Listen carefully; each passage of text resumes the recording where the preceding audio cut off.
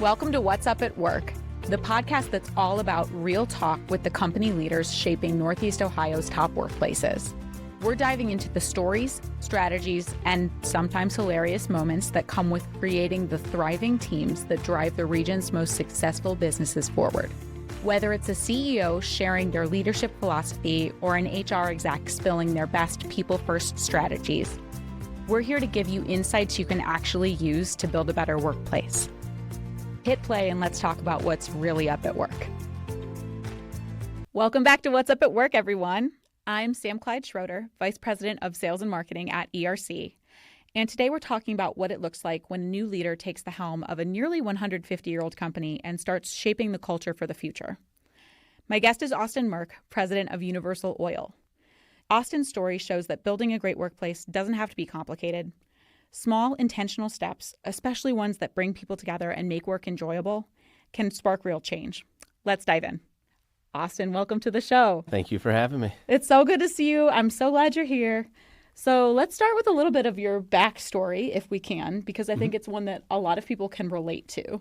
So you thought you had this really clear career path all kind of mapped out, even going back to college when most people are still figuring it out, like you had a plan. But despite all that planning, your reality today looks a lot different than what you were kind of anticipating. Can you tell us what you were picturing like 10 years ago? How was your life supposed to look? Yeah, really even, starting at the beginning of college, I went to get a degree in business management, and into my sophomore year, the advisor was telling me, hey, you're on track to graduate. That's good. And I said, okay, then what? And they said, well, you get a job. So what do I get a job in? They said, I don't know, managing business. I said, okay, I'm a little too structured for that. So I went back and kind of looked to see what other options there were. And getting a degree in accounting was very straightforward, and I followed that path. So I switched my major to accounting. I wanted to get my CPA, so I needed to have 150 credit hours. So I got my MBA. So I had those hours, and then I took the CPA, got that, worked in public accounting. And at that time, the idea was work my way up in public accounting until I became a partner eventually. And then the next step was retire. So pretty short and sweet. Yeah. But really, the thing that got in the way was networking, I would say. While I was doing public accounting, I started getting out, networking, meeting different business owners, joining nonprofits. And one of the times when I was on the board of a nonprofit is when I met the prior president of Universal Oil, and he ended up offering me a job to come on as controller. And that was something that wasn't really ever considered. I always thought I was just going to keep in public accounting until I had my retirement party. One of the really fun stories that that you've told me is about your time at Maloney and Novotny. That was one of your first public accounting jobs, right? Correct. And up here in Cleveland. And you have a really kind of crazy story about how you proposed to your wife. You asked Maloney and Novotny to give you an intro to the Cleveland Guardians so you could pull off a very bold proposal. Just real quick, you got to tell the story. Yeah. So my wife has a background in vocal performance. She used to sing opera for the Memphis Opera. That's so cool. And so, she's always been, she'd run circles around me with karaoke. But she sang the national anthem at a few different sporting events, Kentucky basketball games, things like that. And so when we moved up here, I knew I wanted to propose to her, especially coming home every day and seeing her watch Say Yes to the Dress on repeat. So I was like, it's getting close to that time. It's time. And one of the first weeks on the job, they took us to a baseball game, and I heard the national anthem, and it kind of came to me, and I think I turned to the person next to me and being like, I'm going to have my girlfriend sing the anthem and propose to her. And they're like, who did we hire? This kid is psychotic. But we were able to work through it. The day before the game, I met, the name was Tracy, at the stadium, and slipped her the ring. We went there, no issues. I had my family come up, and she sang the national anthem at home plate. I met her at home plate and proposed. She did say yes, which is That's good. Yeah, that's key. Yeah, I had the $20 in my pocket ready to go to bribe her in case she was hesitating, but no, she said yeah, and it was just a very memorable kind of welcome to Cleveland moment. And so we, the rest is history, as I mentioned. Spoiler alert: we got 2 kids now and here for the long haul. So it was a great time. Yeah. Okay. And beyond being an amazing moment, I think that also says something about how you operate just in general. You are not afraid to take big swings. So what did that experience kind of teach you about risk-taking and the benefits of it? Yeah, really, it was almost the opposite. Not the benefits of risk-taking, but the worst-case scenario. And it's something I still hold myself to every time I look at something is, what is worst-case scenario if we go with this? What is worst-case scenario of me asking to propose to her? Is they say no, and then I'm in the same boat I'm already in. So it doesn't really matter. And I think it's something that I kind of hold myself to, and I hold my team to as well, is, when we're dealing with business, whether it's customers, vendors, or anything, it's, what's worst case scenario? Why don't we ask, or why don't we go with that? And a lot of times you find that the worst case scenario really isn't bad at all. And it's something that I've adopted for both, business and personal, though, is, what's worst case scenario? That's a pretty cool approach. Okay. So let's fast forward a little bit now from accounting. Now we're at Universal Oil as the controller. You moved to the CFO role after that. Mm-hmm. And then just this summer, you stepped into the president's seat. Congratulations. Thank you. Yep. So, but getting this job was not a sure thing. Like, you raised your hand and said, I want to do this. You threw your hat in the ring with a lot of other candidates. Mm-hmm. What gave you the confidence to do that? Really kind of goes back to one thing that one of my brothers has always said to me throughout my career, and I've taken to heart, is the old saying of, closed mouths don't get fed. Essentially is, if you don't speak up and if you don't ask for something, then no one knows. No one's going to sit there and just assume that you want something, or assume because you're good at something that, hey, let's go to this logical next step. And as that would show is, I raised my hand. Nobody in the room, as much as they gave me their vote of confidence, pointed to me and said, hey, we're going to throw Austin's name in there. It's up to you to do that. Mm-hmm. And so with that being said, our president at the time mentioned that he was looking to retire, and he was going to go both external and internal, and if anyone was interested. So I raised my hand, but I did it knowing that I had a great group of people next to me, that we have already built a solid foundation. Yeah. So any one of us, I felt like, could have, stepped in that role and made a positive impact one way or another. Yeah. Wow. That's a story. And once you were selected, there was obviously a whole new set of challenges that you had waiting for you. Oh, yeah. I imagine one of the biggest ones was that you were stepping into the president's role at a nearly 150-year-old company, and you were following a predecessor who had been in the president's role for a long time. Mm-hmm. How did you approach leading the organization your way, given that people were probably used to things being done a certain way for a long time? Yeah. Oh, yeah. Yeah. It's something that even when I came on as controller and then CFO eventually, I had that experience already. The number of times someone said to me, well, we've always done it this way. It was almost a running joke to some people, to where, try to make a change and say, no, we've always done it that way. In 150 years, you can imagine the processes, the procedures, the just, how things are done is how they're done. Uh-huh. And even when you're like, well, why? Like, well, I don't know. My predecessor's predecessor did it that way, so we did it. So for me, having that experience, it really was kind of leaning into understanding you got to show people the why of it. Not just saying, hey, we are, we're making this change and it's my way or the highway, but it's kind of talking things through and understanding is, this is why I want to make the change. And inevitably, what will happen is while I talk it through and while I explain to people the why, it gives people the opportunity to say, well, wait a second, we're missing a step here, or we didn't think about this. And then it gives us the ability to pivot even from that decision.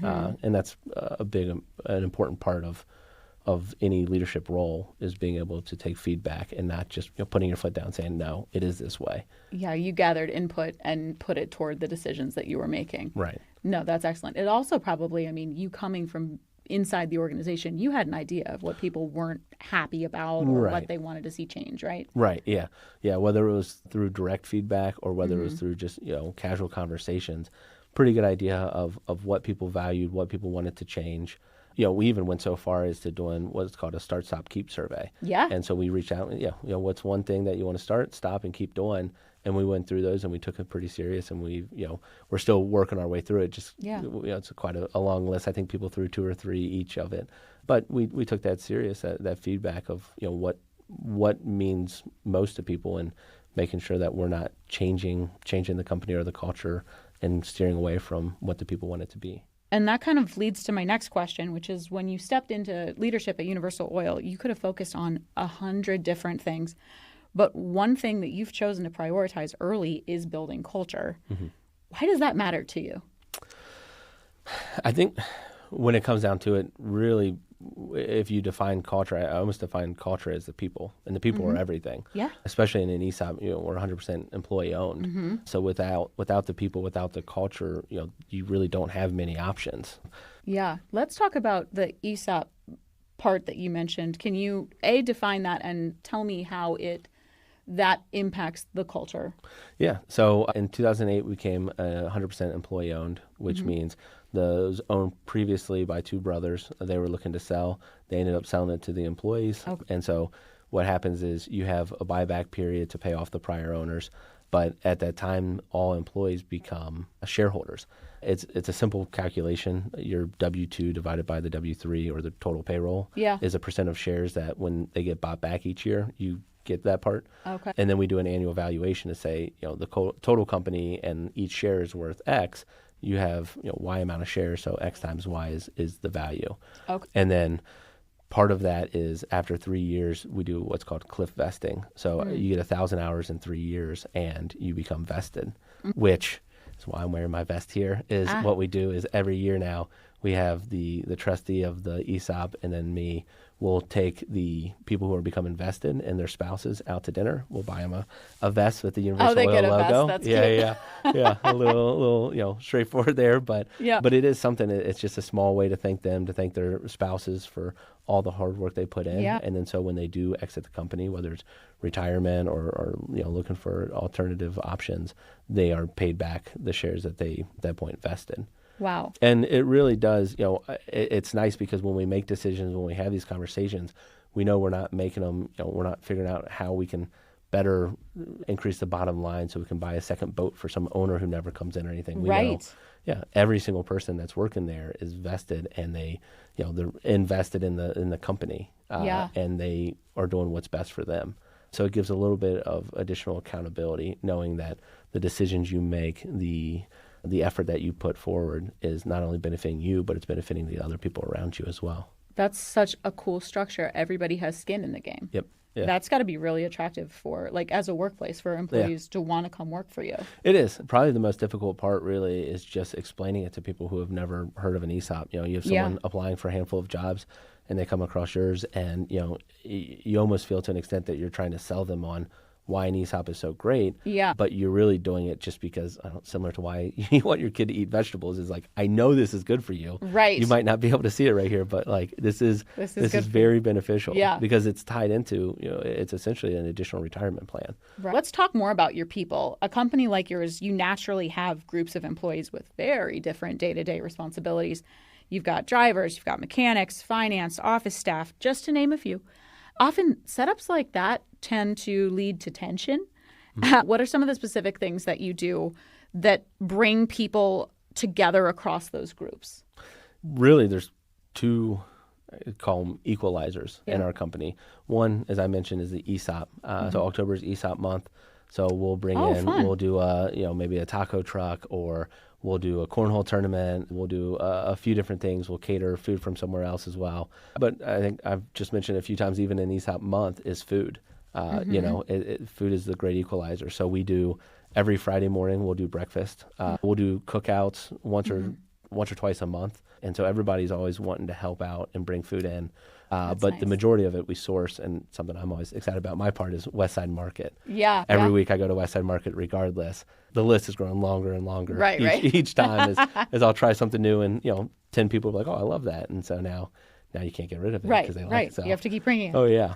But the cookouts, the Friday breakfast, even just random signups. We have something going on now where 6 people signed up for a random Tuesday from now to the end of the year to cook for the whole company. Really? And we're not twisting anyone's arm. Each person cooks one meal a week for the rest of us. Then that way you don't have to worry about bringing in food or getting lunch or anything. And so it was a fun thing, and we've talked about it quite a bit. And finally, one of our customer service reps, she said, hey, why don't we bring that back? We'll open it up to the whole company. And so she put a sign up on the fridge, and we had everyone sign up right away. I did the last one. I did a chicken and rice casserole. And I made quite a bit. You have 35 employees or so, so you have to cook a lot. But what was nice was there was probably 8 or 9 different people who signed up for sides to make, whether it's cookies, dessert, vegetables, whatever. So, and it's a fun time for people to show off their cooking chops and to get a little background of where this recipe came from and this and that. So it's something for everyone. Food is kind of the equalizer for everything. And you're passionate about it. Yeah. So that speaks to buy-in right there. And that's what, even before we have cooking competitions, and that's something that was ran by someone who's no longer there. But when they left, someone else kind of picked it up very quickly, and now we do probably once a month we'll do a cooking competition, and it really is, again, it's just a great time. The last one we did was, I think, strawberry based, and so anything, so you could do, This is straight strawberry off a shortcake. Chopped. I mean, God. it really Right. is. Like, we started talking about chili, and the very first official cooking competition was this chili cook-off. 35 employees. We probably had 15 crock pots going. Really? Yeah, and it was literally at least one person from every department. That's cool. And then that evolved to, I mean, I can't even begin to list everything, but we have the annual chili cook-off, but we'll do one that's whether it's your best pasta dish, your best appetizer, your best, like I said, strawberry, or you can do like the sausage-based dish or salsa. I mean, it's a little bit of everything. And what's nice is you mix it up, and inevitably someone's like, oh, like, I'm good at that, so I'll do it. And they jump in. Yeah. It's not the same 10 to 15 every time. There's That's people cool. that come in and they say, oh, I'm good at that. And so bringing it in, and it really is just a great culture build to have food. I think a lot of leaders hear terms like culture or employee engagement, and they shy away from it because it feels like it has to be some big, fancy, complicated initiative. But what you're describing, I mean, it shows that simple, meaningful moves matter, and sometimes just having fun is enough, right? Yeah. So for any leaders listening who happen to be in a similar situation, like they want to change the culture, they don't know where to start, what would you recommend? What's one small thing that they could do to make a cultural difference tomorrow? If you want it to grow organically, which you always want the culture to happen organically to an extent, if the culture is leading in a positive way, you can be the guardrails to it. But to your point, you can't force fun or you can't force a mindset. It's really figuring out what the employees want. For us, it's the owners, but what the employees want out of it. And so the easiest thing for them to do is to actually listen to employees. And it's something that I've learned many times over again in my career is just listening. The powerful tool of listening. It's as simple as it sounds, but just kind of going with the flow and seeing what natural culture, what natural cadence and communication occurs, and then building around that.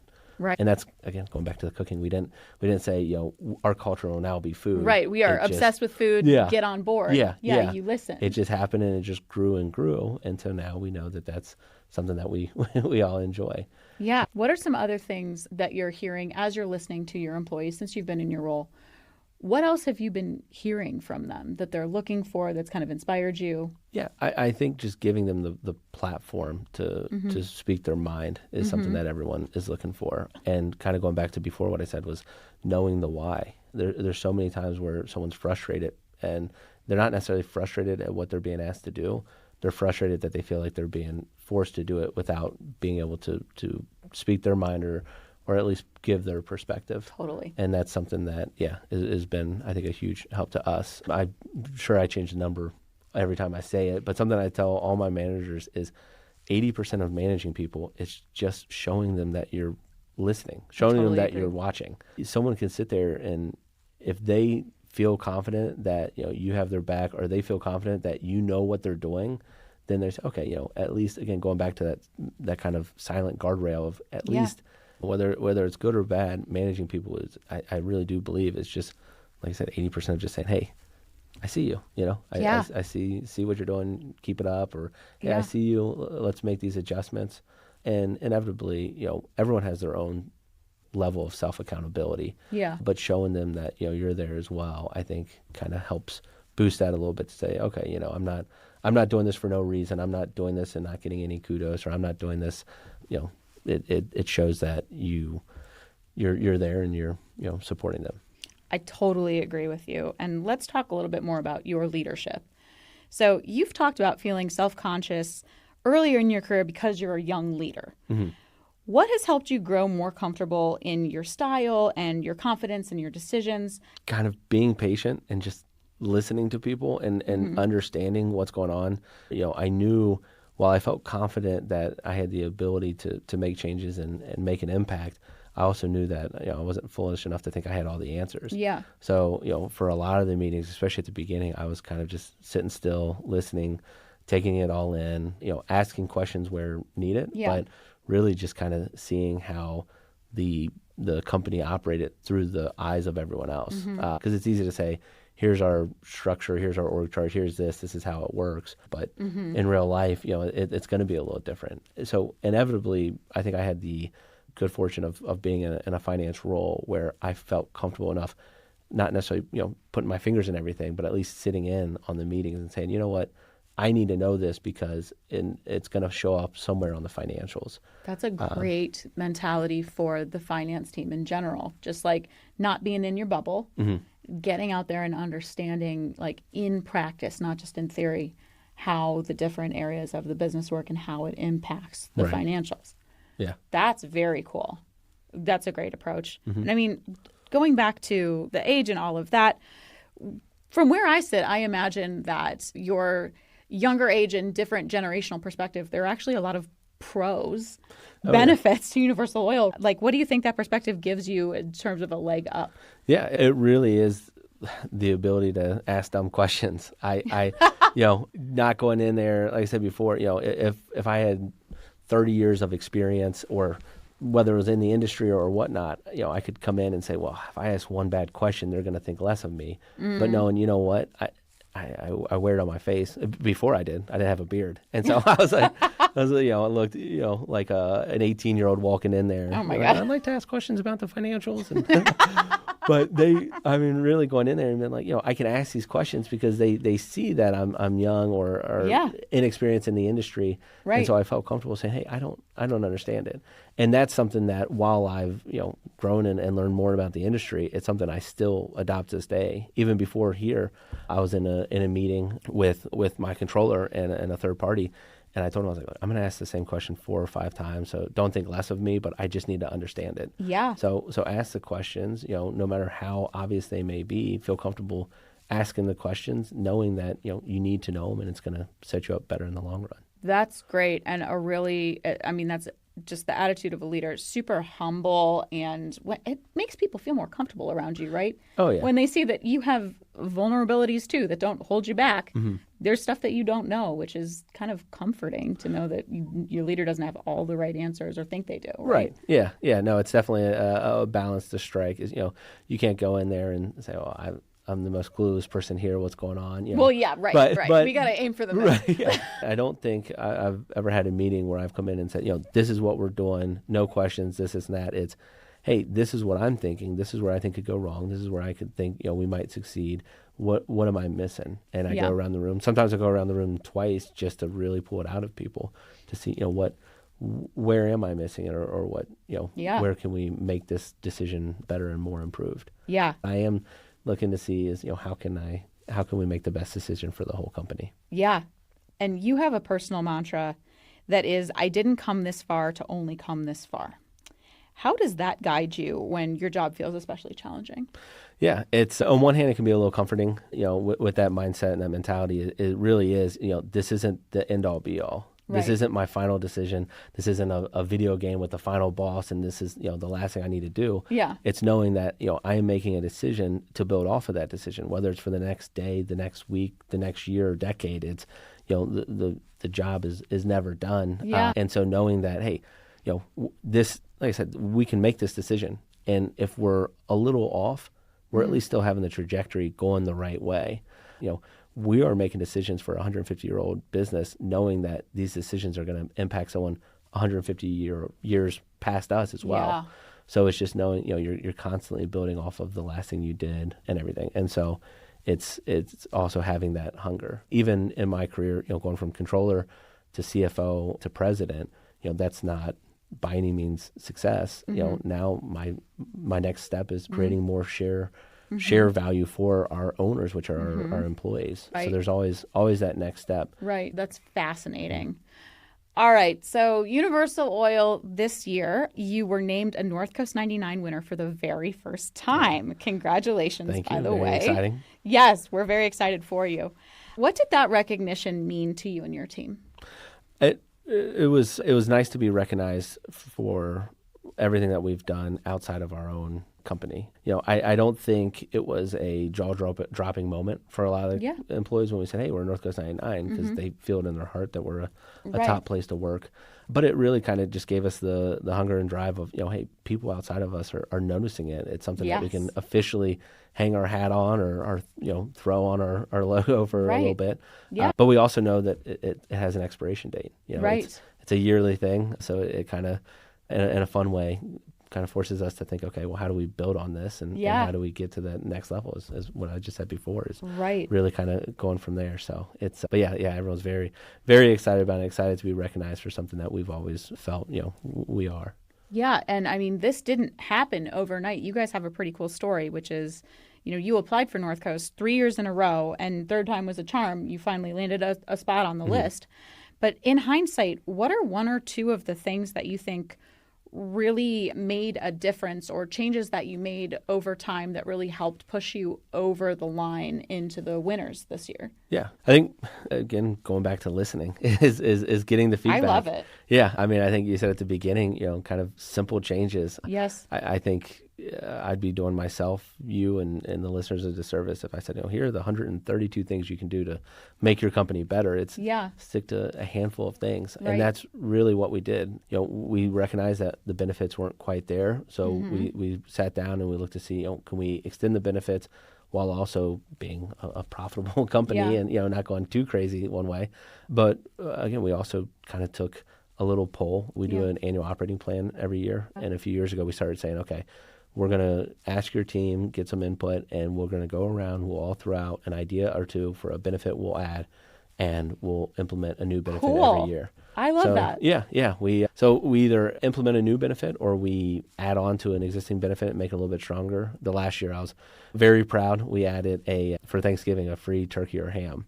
Now, fun. The reason why we didn't want to skimp and just say, oh, here's a gift card is because we wanted, while the employees and their families are gathered around Thanksgiving table, we wanted them to be able to point to the centerpiece and say that, Universal Oil provided that. That's my work. And have a sense of pride and have their family have that same sense of pride to say, this isn't just a job, this is a company that genuinely cares for us and wants what's best for us.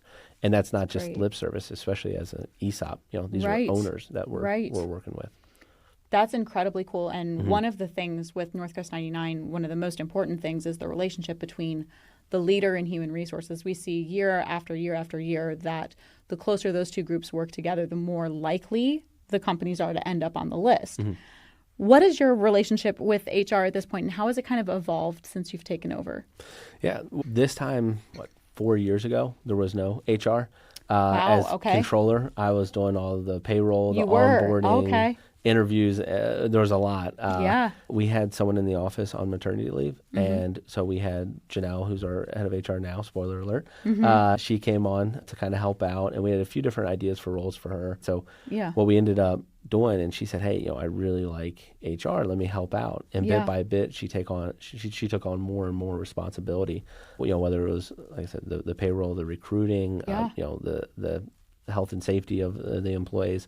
And she kept growing it year after year. She was very, had a very good mindset of, it was on her. This isn't, at no point did we ever put a job opening for HR. It was something that she kept asking for more and more and building it to where, made it as obvious as she could that it's what we needed, and it was a huge benefit to us. And so she led the way with the NorthCoast 99. She submitted a few times. Yeah. And what we found is, the most important thing, like you said, is getting the feedback. Yeah. And I think that's critical, not just for this, but for anything, is knowing the mistakes you made, not to harp on them and say, oh, I can't believe you did that, but it's to grow from them. No. And you make a great point, which is, so Janelle and HR, those two first times when you were not a winner, you guys came back and said, hey, I want to talk about why. And you seeked out our team and sat down, and I think the seeking of feedback starts at the top from you, and it clearly trickles down because that the changes that were made were the things that we pointed out. It's great. I love that. So it's been a big fun challenge for us, and like I said, we got here, and now to be a little bit of the negative side of things. Is like I said, there's an expiration date. So Right, next but year there's going to be new yeah, list. new challenges, all that yeah, stuff. yeah. But I mean, you guys, you earned it this year, and we're just so excited for you. Appreciate it. Yeah. All right, Austin, this is the part of the show we call HR Hot Seat. I ask you quick questions. You give me quick answers. We're looking for whatever pops into your head. You ready to go? Yep. Okay, cool. All right, you started out as an accountant. What's the most non-accountant thing about you? Probably creativity, kind of out of the box thinking. Yeah. I think some people joke and they say, "Well, you could have been in sales and Yeah. or marketing." And so I pride myself a little bit on that. That I have the ability not just to think in black and white, Right. but a little outside the box. And That's great for a leader too. Yeah. All right, what's one thing your employees would never guess about you? I have 4 tattoos now. My wife hates when I tell people this, and it usually just naturally comes up, but not growing up in Cleveland, so Yeah. can't blame me for this. But my NFL fandom has always lied with the New York Giants. Okay. And so I always wanted some tattoos. The New York Giants went to University of Kentucky. Yep. So both are, call themselves Big Blue Nation. So I was like, if I get a simple tattoo that's blue that shows, I am a fan, but not, I'm not wearing it on my face. So what I went with, my wife says it's a little bit of a dad joke, if you will, but the New York Giants, they have 4 Super Bowls. So I got a tattoo for each Super Bowl. Okay. And I got them on my arms. Okay. And now when people say, "Oh, like how big are they?" Like, well, I usually, if I was wearing short sleeves, I could even roll this up. Right. It is. They are tattoos, I think officially. Yeah. But I'll show you They count? the 2. Yeah. Okay. So I have one right here, which is My just God, that's a little tiny dot. Oh yeah, it is a tattoo though. It counts. I have another one right here, and then one up here, and one right here. And Oh my so gosh. one for each Super Bowl. So when they win one in the next, one every year for the next 10 years, I'll have a few more dots. And then it'll be a sleeve. Yeah, exactly. I'm very proud of it. You And like I should said, be. I'm ready to sit back in the chair for when they win. Now, a good consolation prize if the Browns win the Super Bowl. While I won't be getting a tattoo, I'll be maybe pointing out a freckle of mine, being like, "Oh, nope, see, that's my Browns one." Right. Yeah. But yeah, the tattoos are, just for me and the Giants. Yeah, for you and the Giants. I love that story. Let's talk about college. You went to UK, and it is still a big part of who you are. What's your favorite University of Kentucky tradition? Oof. The tendency would probably say, just Kentucky basketball down there. It really is. It's a religion. It's People, huge. live and breathe, and Kentucky basketball is everything. To the point where, when I was waiting tables, if I was going to a shift in the middle of a game, I'd be genuinely confused why other cars were on the road. I'm like, what are they doing? There's a game going on. Like, why is there anyone on the road? Right, And typically right. there weren't a lot. But, outside of that, the Keeneland, the horse racing down there is a huge thing, for all of Kentucky, especially in October. You have Keeneland opening up. You have, Kentucky football, part of the SEC, so it's always a big turnout. Now, unfortunately, I have, no, these tattoos aren't for Kentucky football. They aren't They're for not. Kentucky, but you have a whole other arm. Yeah. If you I'm ready. Start getting excited. yeah. All right. Most memorable dish from a Universal Oil cooking competition. Now, I won't mention my award-winning chili or anything. Okay. Of course not. There was a competition, and it was all about noodles or pasta. It was a pasta-based dish that you had to do. And someone brought in bread pudding, but instead of bread, they used macaroni. Interesting. It was unbelievable. It was so delicious. If you didn't know it was swapped out, it would taste just the same, but it had the same like creamy texture. It was wild. I was very impressed. Austin, this has been a great conversation. Before we wrap up, I have one last question for you. If you could challenge every listener to try one simple action this week that would bring their teams closer together at work, what would it be?